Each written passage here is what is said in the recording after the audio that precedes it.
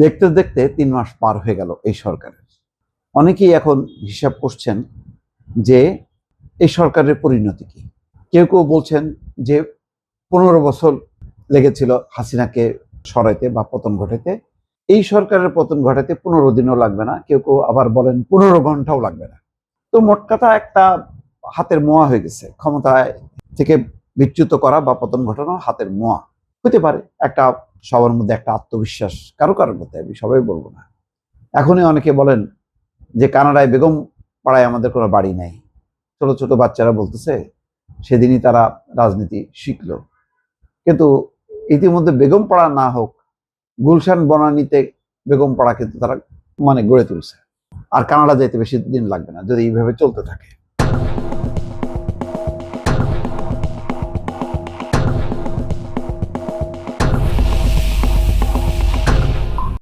এখন কথা হলো যে এই কালকে একটা টকশোতে ছিলাম, চ্যানেল 24-এ।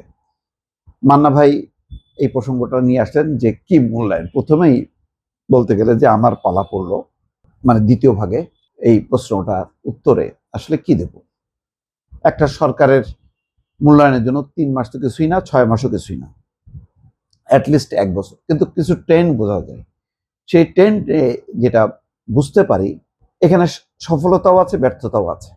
যেমন মাসুদ কামাল বলল যে যত্রতত্র খাল কাটা হচ্ছে, এটা রাজনৈতিক সিদ্ধান্ত, এটা খুব পরিকল্পিতভাবে না। খাল কাটার জন্য কাটা, কিন্তু এটার কোনো পরিকল্পনা নেই। আমার কাছে এত তথ্যপত্র নেই যে খাল কাটার জন্য মহড়া দেয়া, পানি সেচে শুকনা করে তারপরে ওই পরিবেশ তৈরি করা, তারপরে যা তাই।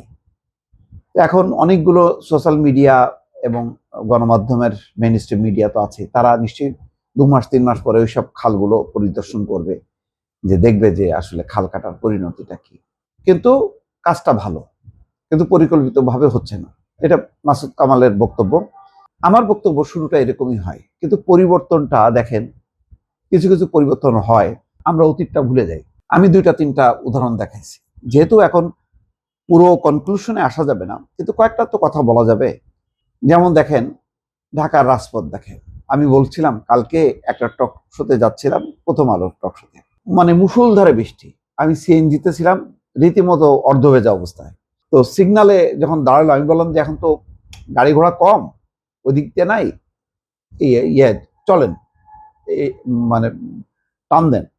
কয় যে না স্যার, টানা যাবে না। কেন? বলো যে এআই ক্যামেরা দিয়ে সব এখন জরিমানা করতেছে, এটা ধরা খেয়ে যাব। আমি বললাম যে এআই ক্যামেরা রাতের বেলা? হ্যাঁ, রাতের বেলাতেও ধরা পড়ে, দিনে রাতে যখনই হোক না কেন এটা ধরা পড়বেই। ফলে ফাঁকা থাকুক, যাই থাকুক না কেন, কোনোভাবে আমরা ক্রস করি না। প্রথমে একটু খারাপ লাগলো, কারণ মুষলধারে বৃষ্টি আমাদের দিকে টাইম ক্রস হয়ে গেছে। কিন্তু ভালো লাগলো যে এই বোধটা চলে আসে। গত 15 বছরে এই বোধটা ছিল না। সড়কের বিশৃঙ্খলা অবস্থা, এখনো আমি সড়ক যে শৃঙ্খলার মধ্যে চলে এসেছি বলবো না, প্রচুর যানজট ঠেলে ঠেলে যেতে হয়। যানজট বিশ্বের সব জায়গায় আছে, কিন্তু আমরা এটা মানতে চাই না। না মানার কারণে একটা চাপ তৈরি হয়, বিশৃঙ্খলা তৈরি হয়, এবং যার শক্তি থাকে, যার ক্ষমতা থাকে, সে ট্রাফিক আইন ভঙ্গ করে চলে যায়। এখন অবস্থা হলো এমন, ধনী দরিদ্র যাই হোক না কেন, ভাঙা যায় না। এই পরিবর্তনটা শেখ হাসিনা 3 বছরেও 15 বছরেও যেখানে করতে পারেনি, এই সরকার 3 মাসের মধ্যে সেটা করছে। এটা কি সফলতা না? তারপরে দেখেন যে প্রধানমন্ত্রী ব্যক্তিগতভাবে তার যেই শুটেড বুটেড বাদ দিয়ে সাধারণ শার্ট পরছেন, কখনো টি শার্ট পরছেন, যখন কি বাইরে যাচ্ছেন টি শার্ট পরছেন, সচিবালয় যখন সাদা শার্ট পরছেন, প্যান্ট পরছেন, যাতে টেম্পারেচার প্রচুর কুল করতে না হয়। কারণ বিদ্যুৎ সাশ্রয়ের দিকে তিনি মনোযোগী হয়েছেন। তিনি সচিবালয়ে বসছেন। এই সচিবালয়ে কি আগের প্রধানমন্ত্রী বসতেন? তিনি তো গণভবন থেকে সোজা কাছাকাছি সুরম্য তার তেজগাঁয়ের যে প্রধানমন্ত্রীর কার্যালয় আছে সেখানে যে বসতেন, এবং ওই পাবলিক এর মধ্যে মেশা, এটা তো একেবারেই ভুলে গেছিল। অথচ দেখেন তারেক রহমান সেই ঢাকা বিশ্ববিদ্যালয়, এটা দেখলে ভয় লাগে, যে কারোরই ভয় পাবে যে হোয়াট ইজ দিস, কি হচ্ছে। প্রধানমন্ত্রীর এই নিরাপত্তা ব্যবস্থা এইটা কেন? কারণ তিনি যখন নেমে গেছেন তখন আর সিকিউরিটি কি করবে, কতটা সামাল দিয়ে রাখবে, হাজার হাজার স্টুডেন্ট। এবং চাঁদপুরেও যে গেলেন, সাধারণভাবেই তিনি পথসভা করতে করতে যাচ্ছেন, মনে হচ্ছে যেন জনসংযোগ। তো এগুলি রাজনীতিতে পরিবর্তন। রাজনীতিতে আরেকটা পরিবর্তন কি? পরিবর্তনটা হচ্ছে প্রতিপক্ষের প্রতি সমালোচনা করা, গালাগালি করা না করা। তো আমি দেখছি যে সমালোচনাও কিন্তু তিনি তেমন করছেন না, মাঝে মধ্যে কিছু বলছেন যে অতীতে আমরা ফিরে যাব না, অতীতে স্বৈরাচার ব্যবস্থায় ফিরে যাব না, কিন্তু শেখ হাসিনা এবং তার 14 গোষ্ঠী উদ্ধার তিনি করতেছেন না, গালাগালি করছেন না, অশ্রদ্ধা পোষণ করছেন না, শালীন ভাষায় বক্তব্য রাখছেন, কি সংসদে কি সংসদের বাইরে। ব্যক্তিগত পর্যায়ে যারা তার কাছে যান তারাও কি শুনেছেন? আমার মনে হয় শোনেননি। এটা তার মা মেনটেন করতেন, তার বাবাও করতেন।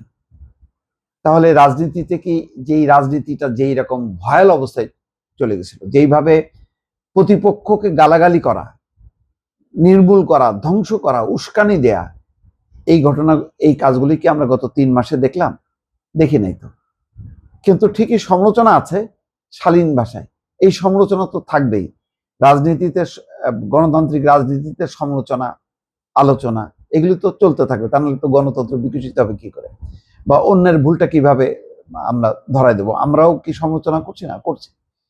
তো প্রধানমন্ত্রীও কিন্তু সেইভাবেই কথা বলছেন। তো পরিবর্তন একেবারে নেই, কিছুই নেই, শুধু হতাশা। হ্যাঁ, হতাশার অনেকগুলো দিক আছে, যে কয়েকটা ক্রাইসিসের মধ্যে পড়ে গেল অনাকাঙ্ক্ষিতভাবে। এই গভর্নমেন্টের সৃষ্টি না হলেও সেটাকে সামাল দিতে হচ্ছে। একটা হচ্ছে টাকা নেই, একটা মানে শূন্য অবস্থা, নোট ছাপাইতে হচ্ছে, লোন করতে হচ্ছে সরকার চালাতে গেলে।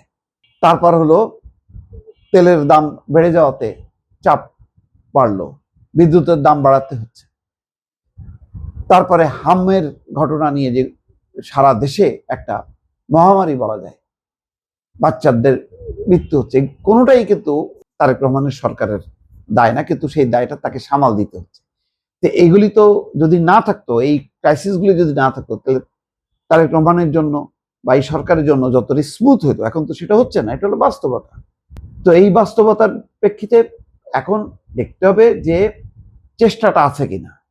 দেখা যাচ্ছে হ্যাঁ, চেষ্টাটা আছে, তাহলে এই চেষ্টাটাকে অ্যাপ্রিসিয়েট করবো না? করবো। কিন্তু পাশাপাশি ওই যে আমি এটাও বলছি যে মনে হচ্ছে যে তারেক রহমান যেভাবে এগোতে চাচ্ছেন সেইভাবে মনে হয় সবাই না, সেই জায়গায় সমস্যাটা। তো চলুক এইভাবে, দেখা যাক। এখন আমি শুধুই সমালোচনা করব, শুধুই হতাশার কথা বলবো, কিছু যে পরিবর্তনগুলো দেখেন, মেগা প্রকল্প করবে না, কিন্তু ঠিকই কৃষি নির্ভর 2টা মেগা প্রকল্প অলরেডি নিয়েছে। একটা তো ডিক্লেয়ার হয়েছে যে পদ্মা ব্যারেজ, এটা হলে কি হবে? অকল্পনীয়। খাল কাটার চেয়ে অনেকগুলো খাল একসঙ্গে কাটা হয়ে যাবে, 7টা নদীতে পানি প্রবাহ হবে, জলাধার নির্মাণ হবে, সারা বছর সেচের জন্য পানি পাওয়া যাবে। তিস্তা প্রকল্প বাস্তবায়িত হলে একটা যুগান্তকারী পরিবর্তন ঘটবে, কৃষি বিপ্লব ঘটে যাবে, এত উৎপাদন হবে। তো সেই দিকে কিন্তু সরকারের মনোযোগ।